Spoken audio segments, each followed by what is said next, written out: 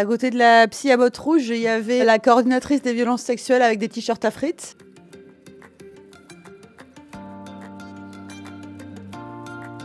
De mon point de vue, donc Inès, elle sait pas trop pourquoi elle va mettre les pieds dans cette maison et elle va comprendre au fur et à mesure qu'elle n'est pas là par hasard, un peu comme moi. C'est intéressant de voir aussi la construction d'un personnage émotionnellement. Comment il comprend, parce que nous on sait avant lui, comment on le construit au fur et à mesure de l'histoire pour avoir les bons déclics. Awa, elle est très concernée, très engagée, très militante. Et avec tout ça, elle est très solaire aussi. Je pense que la parole militante passe par Awa dans le film. Moi, ce que j'ai aimé pour construire le personnage, c'était les essayages de costumes. Évidemment, une psy d'un endroit où voilà, des femmes sont victimes de violences, on peut s'attendre à ce qu'elles soient dans quelque chose de sérieux, de rigide et tout. Et en fait, pas du tout. Les costumières avaient préparé des bottes rouges en cuir, des jupes courtes.